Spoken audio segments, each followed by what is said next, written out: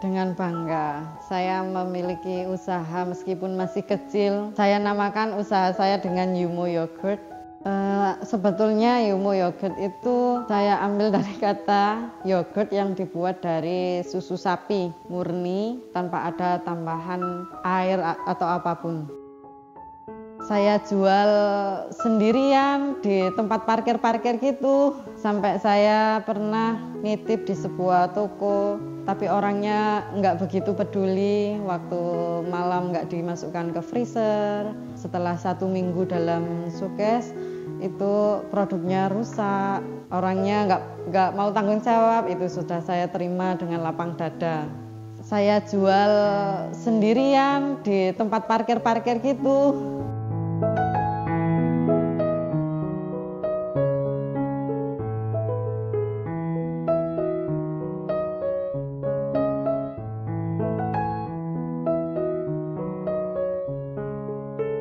Assalamualaikum warahmatullahi wabarakatuh. Perkenalkan, nama saya Iva Siska Anggraini Devitasari. Saya bertempat tinggal di Maron, Pujon Lor, Kecamatan Pujon, Kabupaten Malang.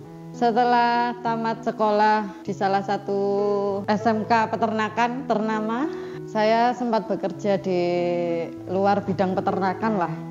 Berlangsung sekitar 6 bulanan, saya resign dan saya ada panggilan di salah satu instansi di Kecamatan Pujon.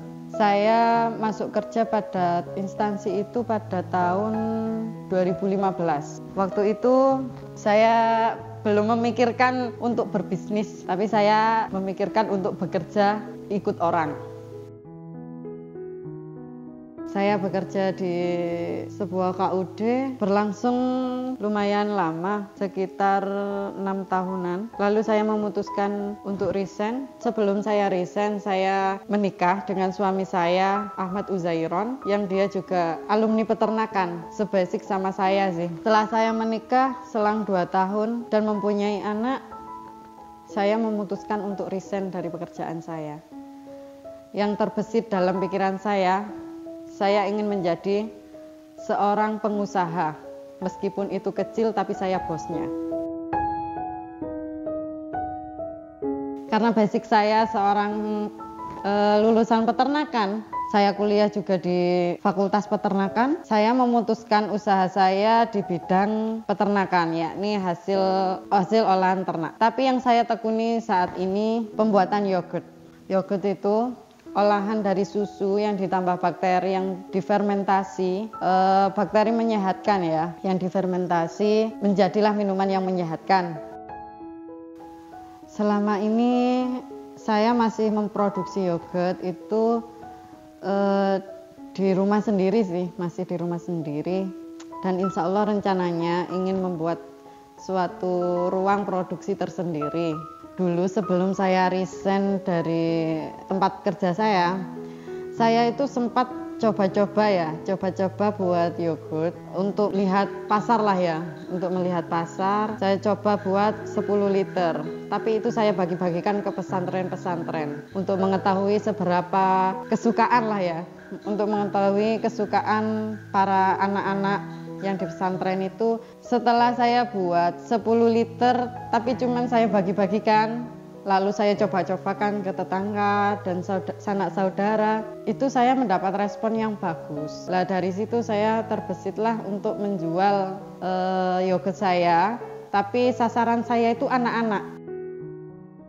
Dengan bangga, saya memiliki usaha meskipun masih kecil. Saya namakan usaha saya dengan Yumo Yogurt. Sebetulnya Yumo Yogurt itu saya ambil dari kata yogurt yang dibuat dari susu sapi murni tanpa ada tambahan air atau apapun. Awal mula produksi yogurt, saya sempat gagal sih. Waktu fermentasi sempat gagal, tapi kan perlu dicoba-coba ya. Sempat gagal dan buang. Tapi dari kegagalan itulah saya belajar dan terus belajar untuk mengetahui yogurt yang enak, yang menyehatkan itu yang seperti apa. Proses yang harus saya lalui itu yang seperti apa.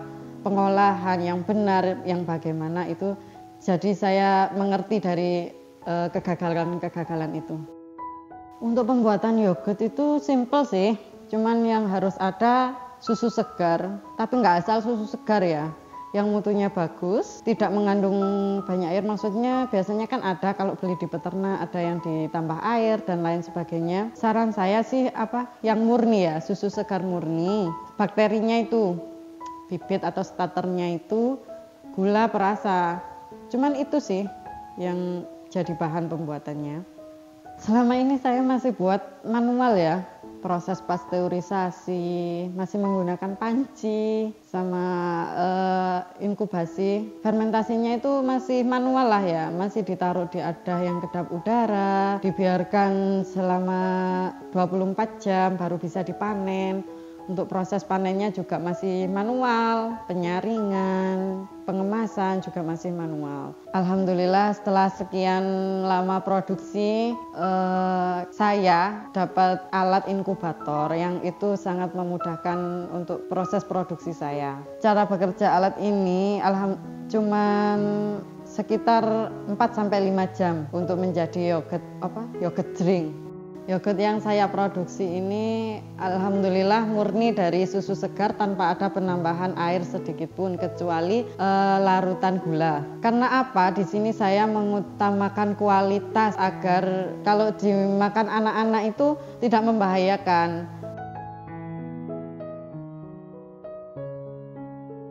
Ini cerita waktu awal saya memasarkan produk saya. Waktu itu saya produksi cuman 10 liter untuk beberapa hari. Untuk 10 liter itu saya buat menjadi 12 pak yogurt dengan isi 25 biji. Saya pasarkan senilai 20.000. Saya cari-cari toko-toko, warung-warung saya titipkan. Saya tawarin satu persatu. Ada yang mau, ada yang menolak, ada yang mencaci maki, bahkan ada yang menghina. Itu pun semua saya lakukan sendiri tanpa ada campur tangan dari pihak manapun, termasuk suami. Setelah berjalan beberapa hari, saya cari ke sana ke sini, pakai motor, cari ke warung-warung, ke toko-toko. Alhamdulillah 1, 2, 3 orang mau menerima produk saya, meskipun dengan ada yang berat hati lah ya. Tapi saya nggak patah semangat. Dari hinaan, dari cacian, itu yang membuat saya semangat, yang membuat saya lebih giat lagi untuk mencari pasar, karena saya ingin produk saya dikenal oleh masyarakat, meskipun kalangan atas, bawah, saya ingin semua itu merasakan produk saya, meskipun belum berjalan lama lah. Saya ingat betul, waktu itu awal saya nitip-nitip ke toko, saya cuma punya pelanggan 3 orang saja. Itu berjalan lumayan lama. Meskipun cuma minta 1 pak, 2 pak, saya kasih, saya layani dengan tulus ikhlas. Alhamdulillah sampai sekarang sudah mempunyai sekitar 50 pelanggan. Yang itu alhamdulillah juga lancar. Dari situ saya mulai tiap hari ada proses produksi, meskipun cuma 10 liter per hari. Alhamdulillah saya mempunyai 2 orang yang membantu saya lah, baik itu di proses produksi maupun proses untuk kirim-kirim barangnya itu. Sebetulnya misi saya di sini itu bukan hanya saya mencari uang dan mencari pengalaman, bukan. Tapi saya ingin saya itu mempekerjakan orang-orang yang membutuhkan pekerjaan, menciptakan lapangan pekerjaan. Itu sih sebetulnya misi dari saya usaha ini. Meskipun merintisnya itu sendiri, tapi saya insya Allah, saya percaya sama Allah kalau nanti suatu saat usaha saya pasti akan sukses. Dan setelah adanya pandemi, saya merasakan dampaknya yang cukup luar biasa. Tapi dengan demikian, saya belajar sabar, berhenti produksi untuk yogurt drink, tapi saya fokuskan untuk yogurt lilinnya yang pangsa pasarnya untuk mengarah ke anak-anak. Alhamdulillah, sedikit demi sedikit yogurt saya terjual, meskipun nggak selaku, nggak sekeras yang sebelum ada pandemi. Untuk yogurt lilingnya alhamdulillah lancar meskipun tidak banyak. Alhamdulillah rata-rata omset saya dengan berjualan yogurt ini mencapai per bulannya mencapai sekitar 7 juta. Untuk susu segar saya beli peternak terpercaya saya yang biasa melayani susu untuk diminumkan ke ternak-ternak suami saya.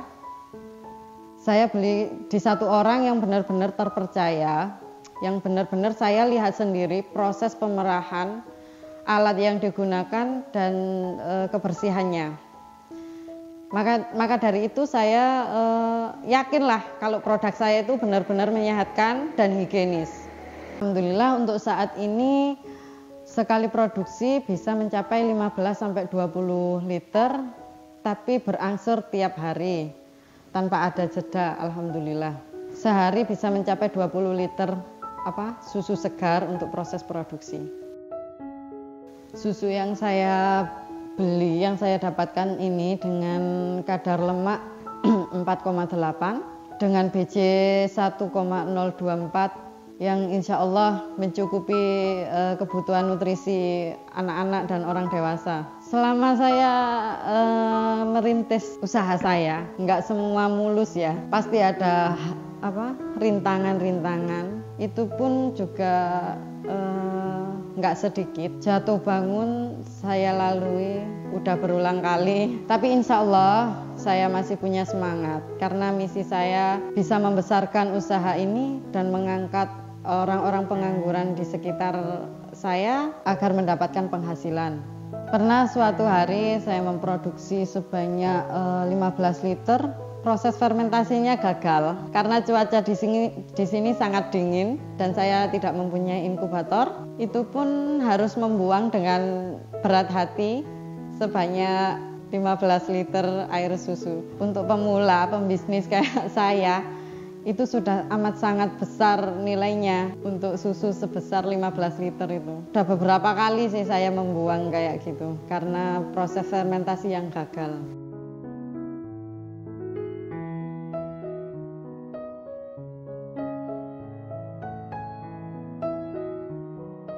Kalau di luar pembuatan yogurt, saya ini cuman anak kandang yang tiap hari pagi sore selalu ngurus sapi ya Bu, membersihkan dan ya itulah di kandang, kasih minum, ngasih makan, membersihkan kandang, itu sih tiap hari. Selain itu nanti kalau udah siang saya pergi ke toko untuk jaga toko. Kalau toko saya sih di bidang peternakan ya, ada pakan ternak, konsentrat, obat-obatan, ya pokoknya keperluan peternakan lah kayak karpet.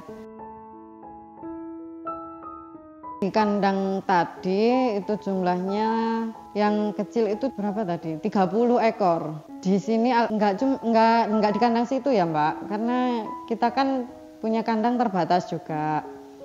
Di sana kan populasinya kan cuma maksimal 30 ya sesuai boxnya. Tapi kita pernah alhamdulillah memelihara itu sekitar 85 ekor. Tapi ya itu kendalanya kan kandang saya kan cuma 2. Jadi bisa dititipkan di tetangga sama orang yang terpercaya. Karena kan rata-rata pedet ya, anakan sapi lah ya. Masih kecil-kecil, jadi untuk minumnya itu pakai susu. Kalau yang masih kecil, procot gitu pakai susu segar. Kalau udah beranjak 1-3 bulan itu pakai skim. Untuk makanan, karena di sini nggak punya lahan untuk hijauan ya, jadi beli kayak tebon, dicacah gitu, dibuat silase. Menghemat tenaga sih ya, menghemat tenaga sama biaya. Untuk silasenya buat sendiri, alhamdulillah sambil dijual, sambil dikasihkan ternak sendiri. Kalau pembuatan silase ini masih baru ya, masih beberapa kali penjualan lah, maksud beberapa kali produksi, karena memang baru-baru ini punya pemikiran pakai silase. Nanti ada bulannya untuk pemanenan. Biasanya sekitar 4-5 bulan itu sudah bisa panen. Setelah panen nanti istirahat kandang sebentar, dibersihkan dan lain sebagainya. Setelah itu diisi lagi dengan pedet-pedet yang kecil. Nanti dibesarkan lagi sampai umur sekitar 4-5 bulanan baru dipanen lagi. Begitu terus selanjutnya. Pedet itu dikeluarkan dari kandang, dijual maksudnya ya, dijual dan ganti lagi yang kecil. Soalnya di sini kan cuman pembesaran ya. Tapi semua itu nggak semulus yang dipikirkan banyak orang ya. Semua itu pasti ada kendala, ada pasang surutnya. Pernah waktu itu untuk 1 bulan pedet yang dipelihara ini angka kematiannya cukup tinggi, bisa antara 20-30 ekor per bulan. Pernah juga waktu itu sekitar 3 bulan atau 4 bulan kita mencapai kerugian yang paling tinggi. Angkanya lumayan lah untuk pengusaha awal-awal gini. Itu sih, tapi ya semua kan makhluk bernyawa itu kan kita nggak punya nyawa ya, ikut punya nyawa ya. Saya juga punya rasa kadang lelah, kadang kok gini amat sih hidup saya. Karena saya harus ngurusin sapi, ngurusin toko, belum lagi di rumah jadi seorang istri dan seorang ibu yang alhamdulillahnya anak saya super duper aktif. Saya pernah merasa jenuh, saya juga pernah merasa ingin bebas dari semua ini, dari rutinitas yang begini-begini. Tapi di sisi lain itu sudah tanggung jawab saya. Karena saya diberi tanggung jawab sama suami saya untuk mengurus kandang, mengurus toko. Selain itu saya juga berkewajiban mengurus anak dan suami saya. Tapi itu bukan kendala sih ya.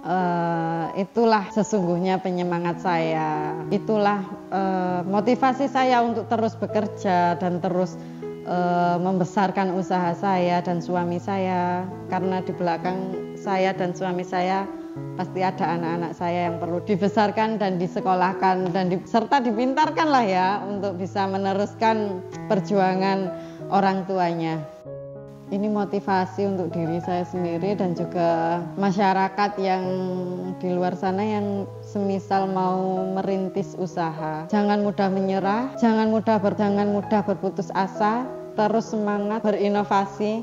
Itu kembangkan, fokus 1 titik itu insya Allah bisa menjadi besar dan sukses.